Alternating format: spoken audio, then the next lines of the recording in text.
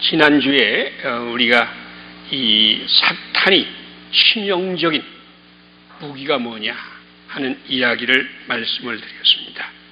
사탄이 우리에게 오고 그의 사탄의 종 귀신이 우리 가운데 역사하게 되면 가장 치명적인 것이 우리를 비하시키고 우리를 아무것도 아니라고 자기를 비방하고 자기를 무시하고 열등감에 빠지고 그래서 나는 아무것도 할 수 없는 자라고 생각하면서 그냥 주저앉아 버리는, 마치 한 달란트 받은 종이 그 한 달란트를 장사하지 아니하고 땅을 파서 묻어서 그냥 가만히 있었던 것처럼 이 사탄은 우리로 움직이지 않게 만들어요.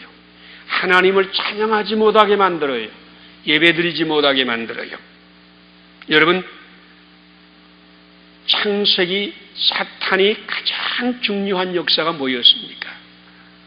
사탄이 오면 단순해요. 우리의 눈이, 우리의 마음이 하나님을 향해서 닫아지게 만들어요. 닫혀버리게 만들어요. 그리고 우리의 귀를 하나님께 닫아서 하나님 말씀을 듣지 못하게 만들고 하나님 말씀을 기억하지 못하도록 우리의 마음을 어둡게 만들어버려요. 그리고 하나님 말씀대로 사는 것을 어리석은 자라고 생각하더라고요. 하나님 말씀보다는 세상의 지혜를 가지고 살도록 우리를 이렇게 조장해요. 그래서 나만 보고 세상만 바라보고 살게 만드는 거예요. 사탄이 역사가 거기에 있습니다. 귀신의 역사가 거기에 있습니다. 여러분, 오늘도 나를 보면서 나는 참 부족한 사람이다. 세상을 보면서 세상은 너무너무 악하고 세상은 너무너무 문제가 많고 나를 보고 세상을 보고 낭망하고 주저앉게 만드는 것이 사탄의 역사입니다. 성령님께서 충만하게 되면 반대예요.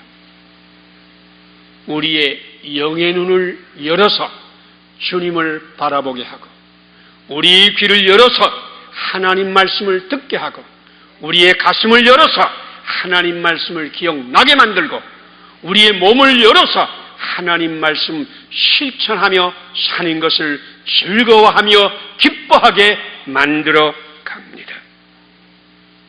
그리고 하나님을 보고 나를 보면은 내가 얼마나 소중한 존재인 것을 알게 돼요. 사도 바울이 로마서 8장 32절에서 이런 말씀하시지 않습니까? 자기 아들을 아끼지 아니하시고 우리 모든 사람을 위해서 주신 그 하나님께서, 아버지 하나님께서 그 아들과 함께 모든 좋은 것을 은사로 주시지 아니하겠느냐. 그건 우리가 읽는 게 아니에요. 우리 마음이 열려져서, 우리 귀가 열려져서, 우리가 하나님께 열려져서 하나님 말씀이 우리에게 그대로 들어오시는 거예요. 그래서 우리 속에 있던 모든 더러운 것들을 씻어내고 우리로 하여금 주님만 바라보며 담대하게 찬양하며 즐거워하며 살 수 있게 만들어 가십니다. 여러분, 사탄의 역사 가운데 또 하나 아주 쉽게 우리가 이야기하면은 우리 귀나 우리 마음이나 우리 생각이 하나님과 완전히 단절시켜서 하나님을 전혀 보지 못하게 만들고 우리 자신만 보고 세상만 보는 거예요. 그래서 세상이 악하고 더럽고 내가 부족하고 40대 여인이 있었습니다. 결혼도 실패하고 인생도 실패했다고 한숨 쉬고 있는 여성입니다. 결혼해서 1년 만에 이혼했습니다. 이유는 남편이 다른 여자와 사귀고 동거하기 때문에 할 수 없이 이혼을 했습니다. 가만히 듣고 보면 이 남자가 잘못한 것 같지만은 속사정을 보면 그런 것만 같지도 않아요. 이 여자의 아버지는 교직에 오랫동안 몸담고 있었습니다. 어머니는 모나지 않은 성격이어서 사람들에게 원만하다고 인정을 받는 분이었습니다. 이 여자는 그 어머니 아버지의 무남동녀 외딸이에요. 그러니까 뭔가 괜찮은 것 같아 보이지 않습니까? 그런데 문제는 이 여자의 가슴에 나는 쓰레기다. 나는 쓰레기 같은 존재다. 쓰레기 자상을 가지고 있어요. 남편과 결혼했는데 남편이 아내를 보면서 사랑한다고 이야기를 해요. 그러면 남편이 말을 그대로 듣질 못해요. 자기 스스로 나는 쓰레기라고 생각하니까 남편이 당신을 사랑해요 이야기하면 속에서 이런 말이 나오는 거예요. 나는 쓰레기인데 나 같은 년을 사랑해? 말도 안 되지. 말로는 사랑한다고 하면서 속으로는 쓰레기 같은 년이라고 이야기하고 있겠지. 이야기를 해도 소통이 되질 않아요.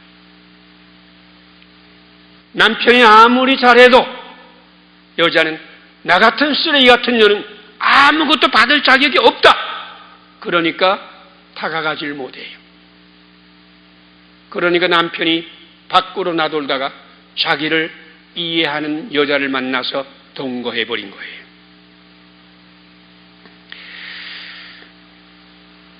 난 아무것도 아니라는 이 생각 자체가, 나는 쓰레기라는 자상 자체가 자기를 가두어버린 거예요. 그리고 이혼을 하고 나니까 더 큰 상처가 거기에 오지 않습니까? 저 남자도 나를 무시해서 다른 여자를 사랑하고 나를 떠나가 버렸다. 게다가 자기를 보면서 나는 결혼해서 1년도 지키지 못하고 이혼당한 여자다. 자기 자신을 더 비하시키고 무시하게 됩니다. 남편은 이혼하고 나서 빨리 이혼 수속을 하려고 하는데 이혼 신고를 못하게 하는 거예요. 그 아버지가 교직에 있는데 자기 하나밖에 없는 딸이 결혼했다가 이혼했다는 그런 이 얘기를 들으면 자기가 창피하다고 이혼하지 못하게 해요. 십몇 년이 지났는데 아직도 혼자 살면서도 결혼한 것처럼 호적에는 되어 있어요. 아버지가 원래 그런 성격이었습니다. 자기의 생각이나 자기의 주장이 있으면 무조건 딸에게 강제로 시킵니다. 딸이 마음을 헤아리지 않습니다. 이해하지 않습니다. 공감하지 않습니다. 배려하지 않습니다. 대한민국의 상당수의 남편들, 요새는 엄마도 그렇습니다만 가부장적이 되어 있잖아요. 자식의 마음을 헤아리지 못하고 부모가 원하면 무조건 강제적으로 억압으로 시키려고 하니까 쌓이지요. 그렇죠?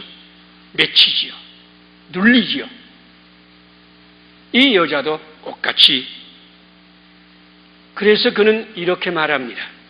나는 한 번도 부모님으로부터 사랑받는다는 말을 들어본 적도 없고 부모님이 나를 사랑한다고 느껴본 적도 없다. 상담자가 그게 물었어요.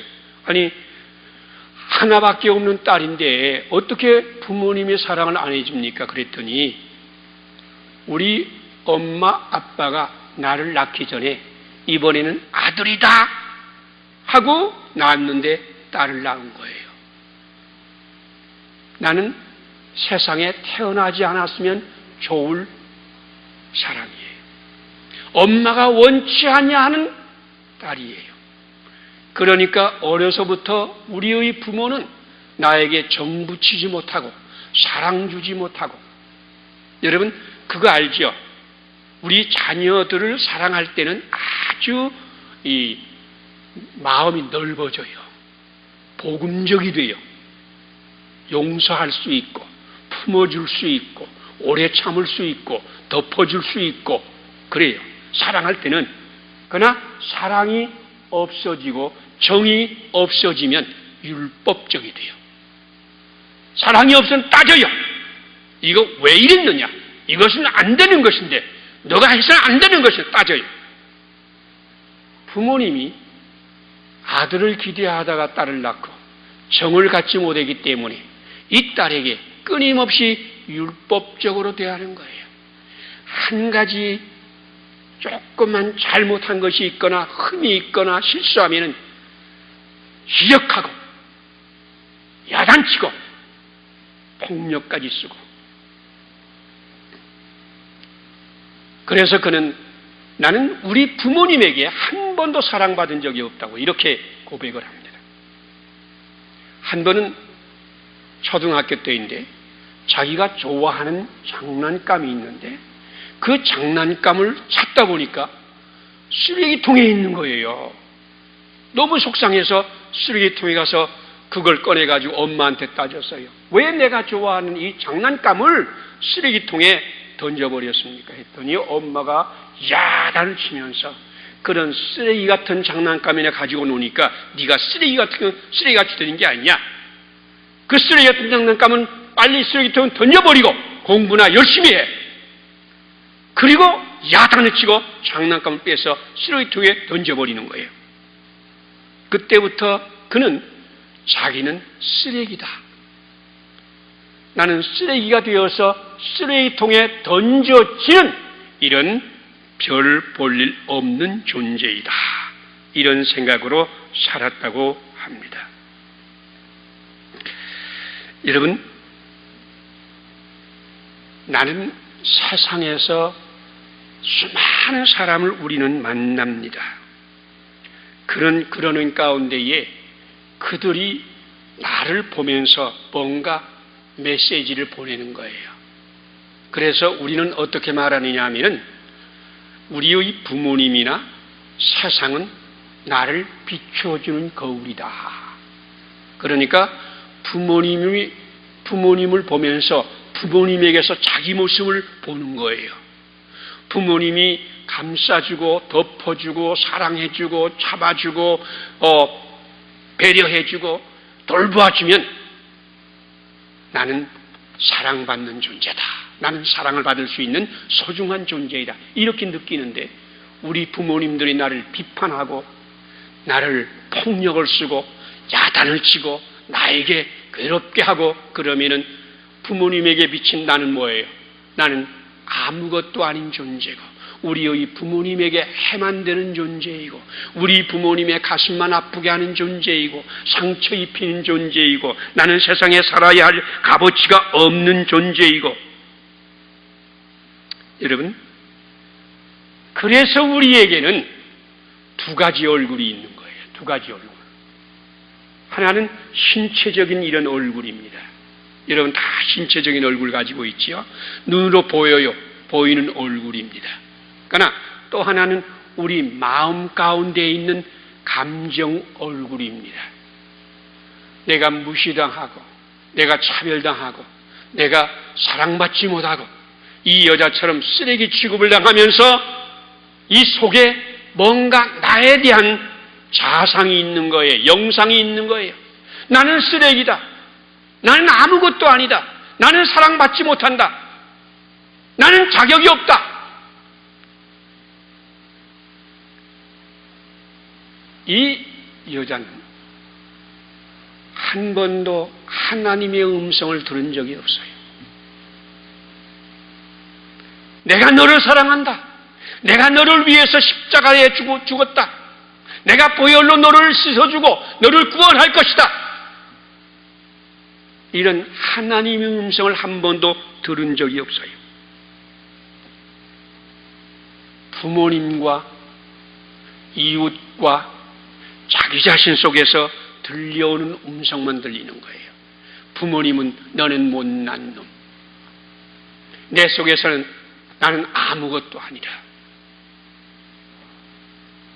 여러분, 우리가 아무리 외형적으로 훌륭한 얼굴을 가지고 있다고 하더라도 이 속에 감정 얼굴이 더러워지고 이 감정 얼굴이 추해지고 여기에 절망과 열등감과 나는 아무것도 아니다고는 자기를 비하하고 자기를 무시하는 이런 생각이 있으면 외적으로 아무리 달라져도 소용이 없는 거예요. 성형외과 의사 가운데에 맥스웰 말츠라고 하는 사람이 있습니다. 이분이 처음에 성형수술을 하고 사람들이 얼굴을 아주 멋지게 바꿔주는 아주 소문난 성형의사예요. 그는 자기에게 성형을 받은 사람들이 얼굴을 새롭게 고치니까 너무너무 좋아하는 모습을 보면서 책을 썼어요. 제목이 새 얼굴 새 미래. 얼굴이 변하니까 인격도 달라지고 희망도 새로 생기고 인생도 달라졌다. 이런 주제의 책이었습니다. 그 책을 쓰고 나서 세월이 지나면서 자기에게 성형수술을 받아서 얼굴이 아주 멋지게 달라지고 아름답게 달라진 그 사람들의 인생을 추적해 나갔습니다. 그러는 가운데에 놀라운 사실을 또 하나 발견한 거예요. 처음에는 얼굴이 달라지니까 생각이 달라지고 얼굴을 고치니까 인격이 달라진 것 같았는데 얼마 지나고 나니까 나는 변한 것이 없다. 거울에 얼굴을 비춰보면서 성형수술 받기 전이나 지금이나 달라진 거 없다고 이렇게 생각하는 거예요. 그리고 많은 사람들이 성형해준 그 의사를 찾아봐가지고 돈만 받아먹고 얼굴이 왜 이 모양이냐. 그래서 이 사람들은 사진을 다 찍어주잖아요.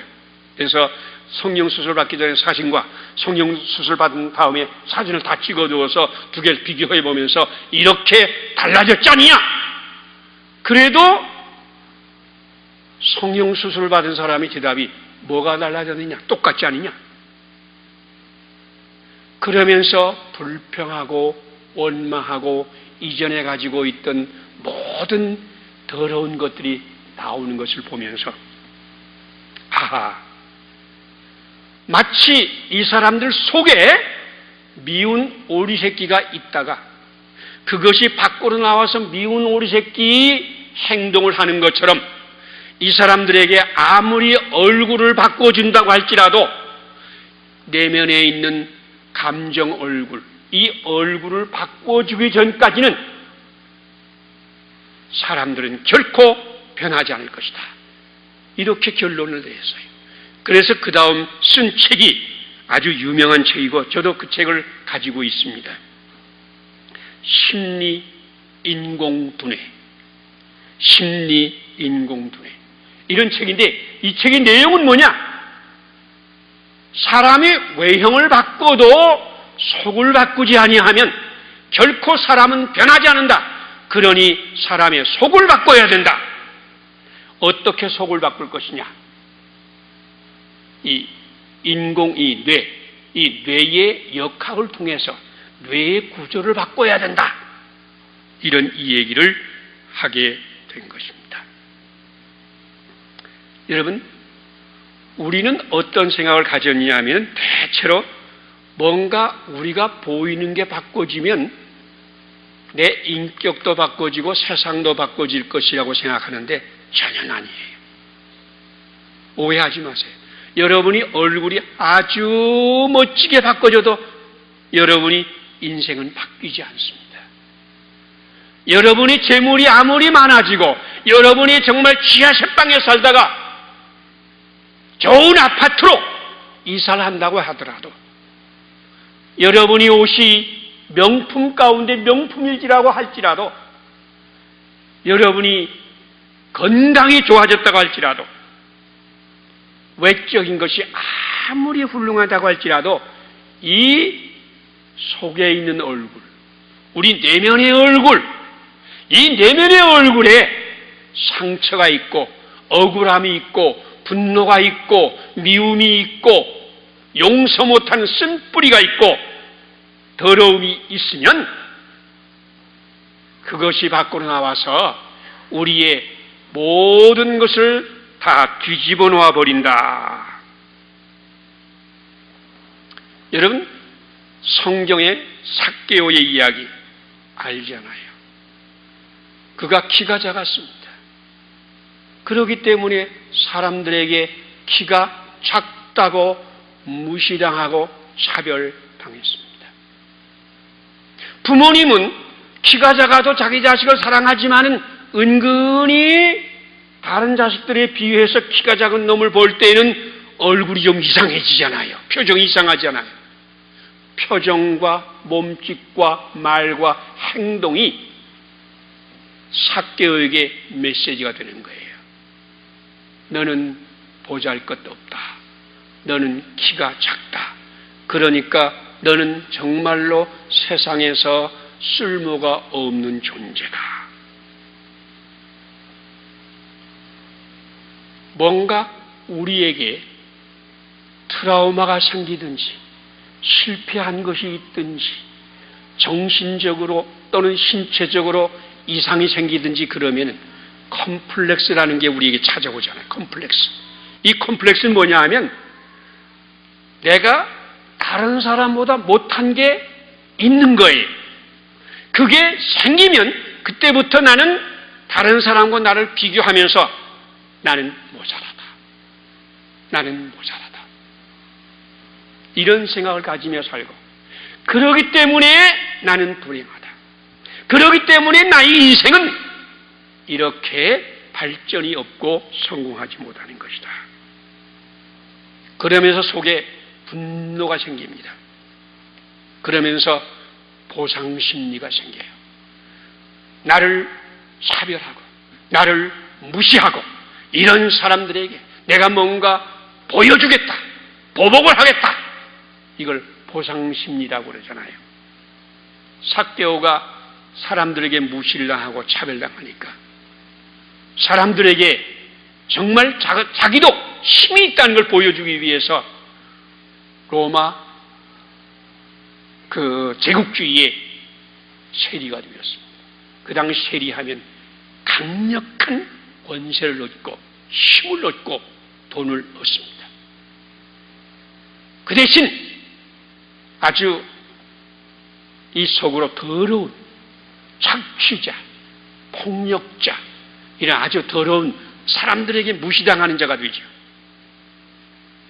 삭개오는 자기를 무시하는 사람에 보복하기 위해서 로마의 권력을 얻고 큰 부자가 되고 권력을 얻었습니다.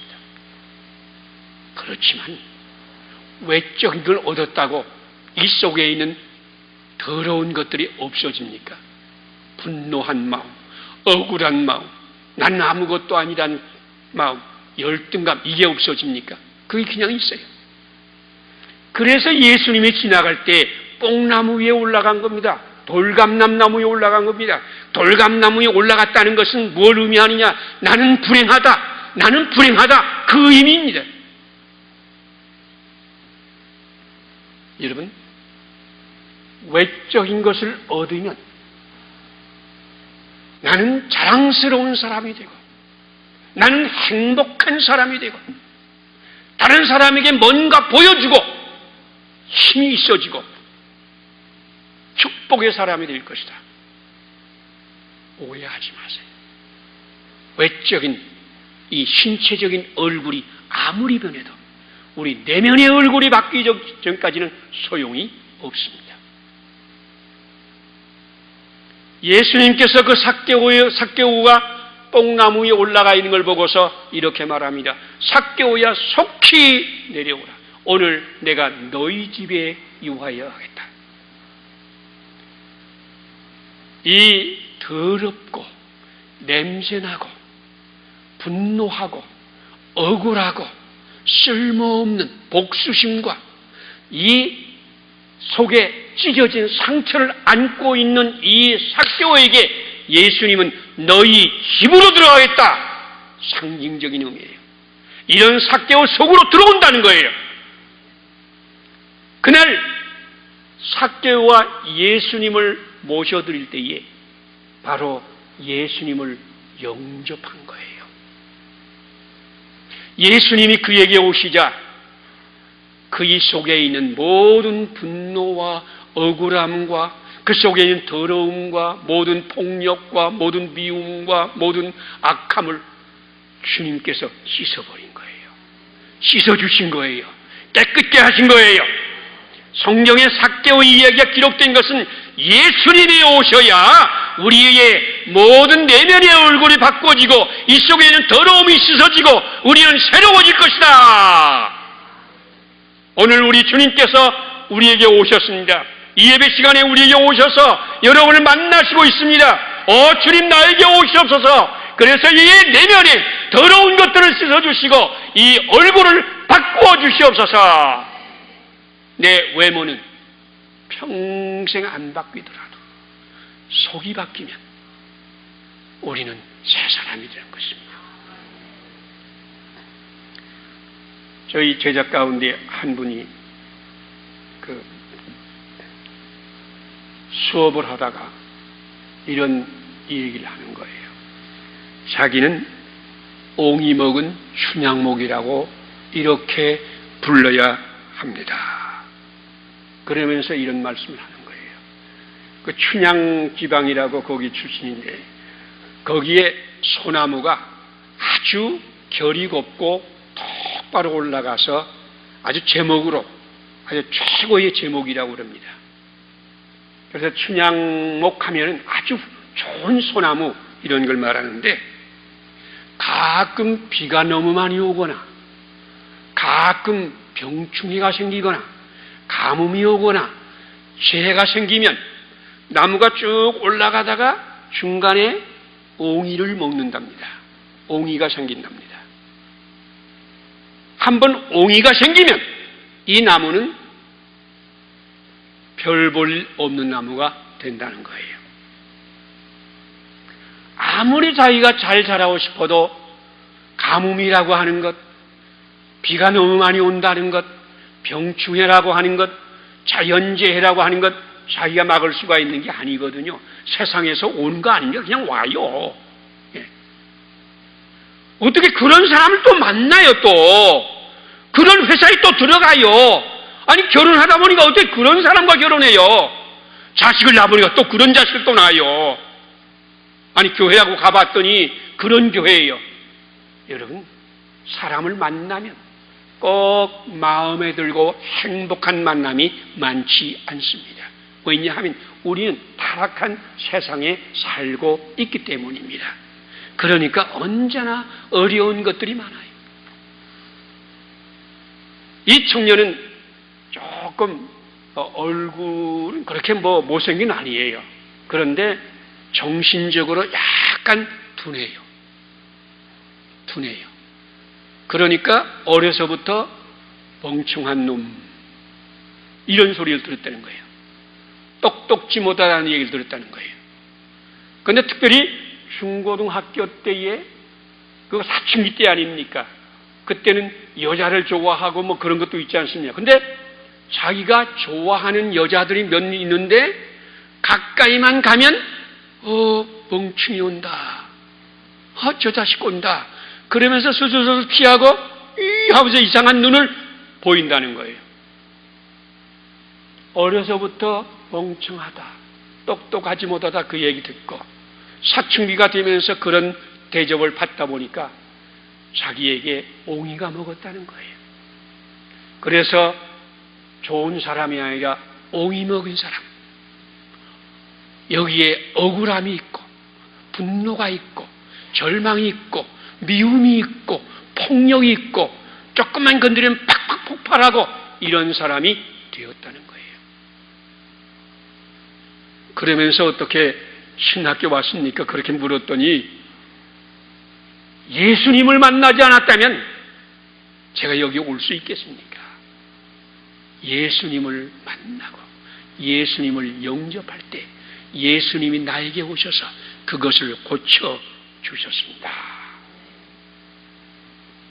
우리 오늘 성경 말씀을 좀 같이 읽겠습니다. 자, 먼저 29절에서 31절까지를 함께 읽겠습니다.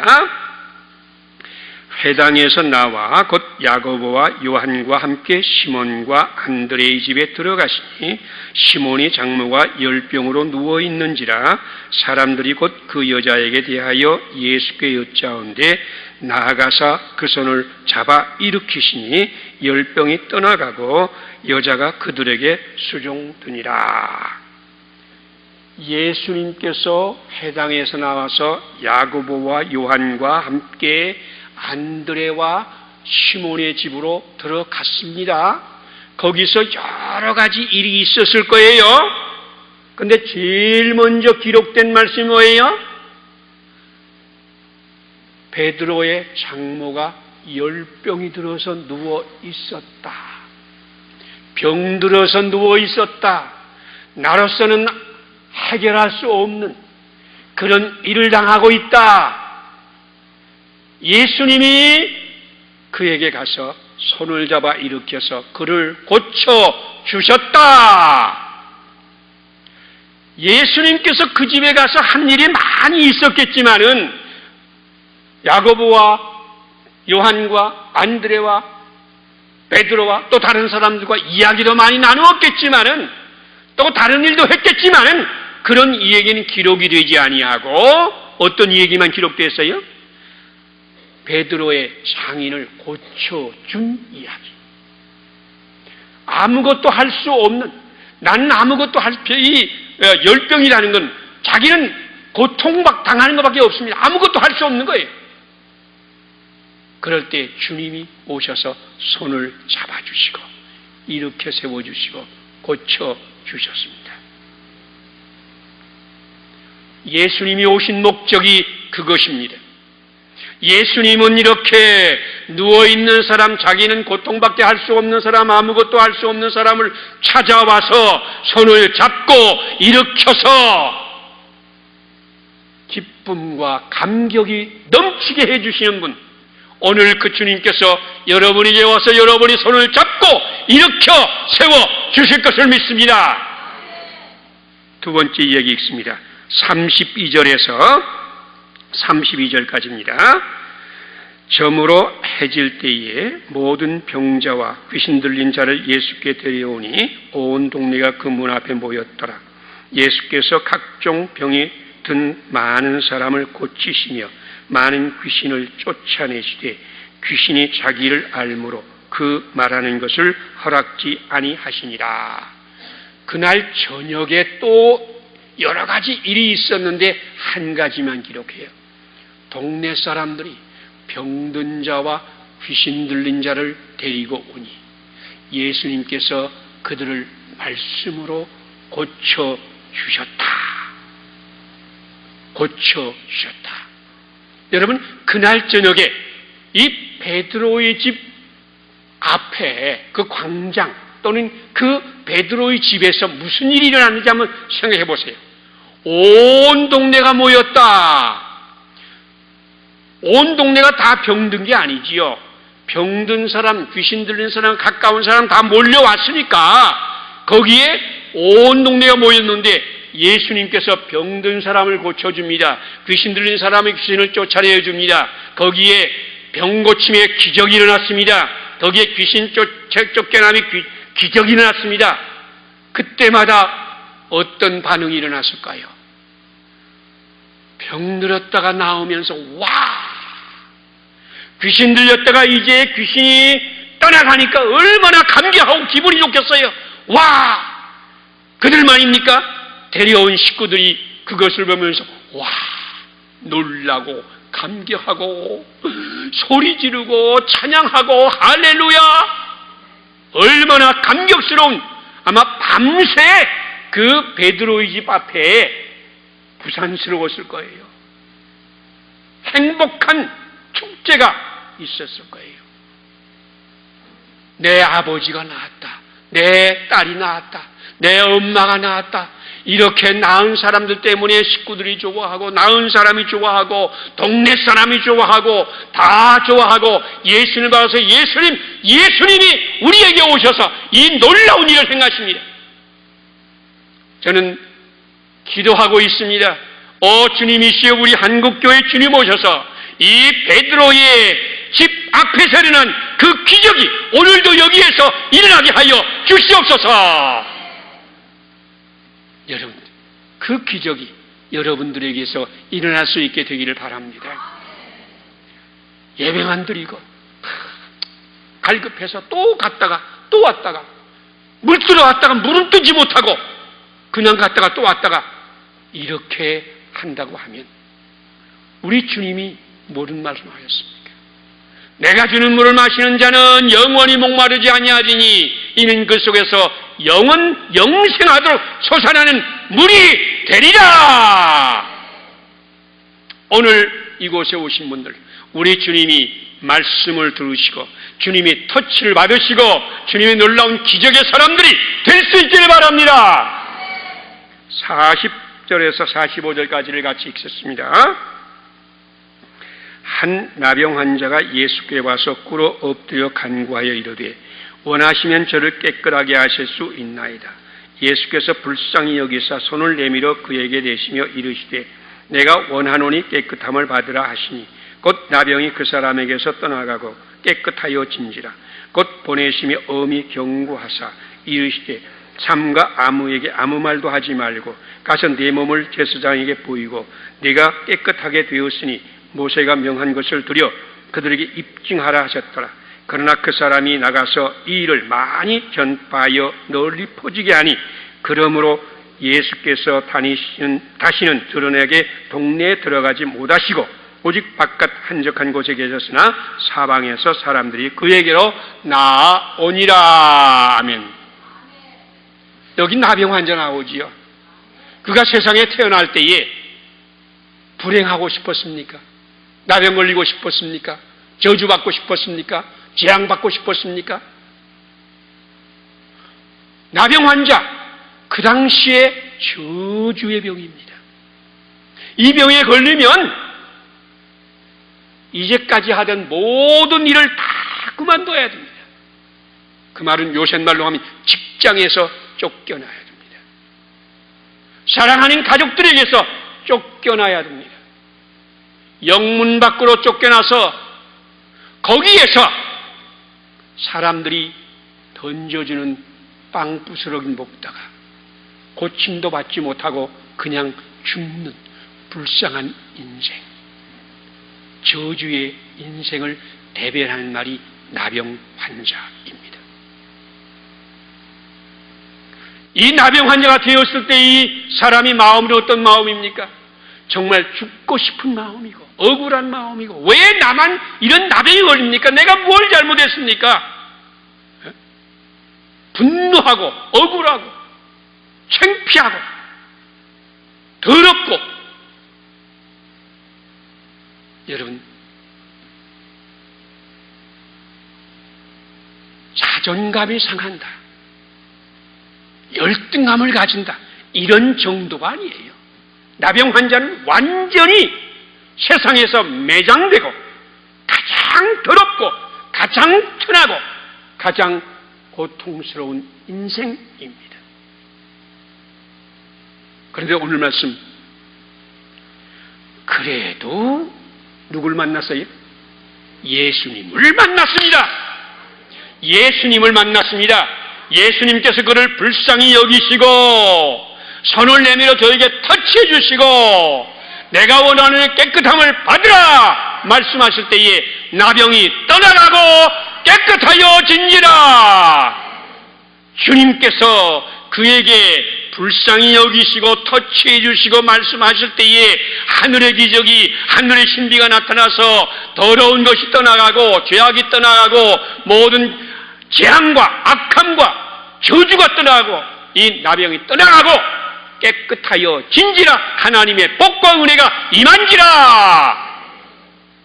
여러분, 이 나병 환자에게, 나은 나병 환자에게 예수님이 아주 강력히 권고했어요. 경계했어요.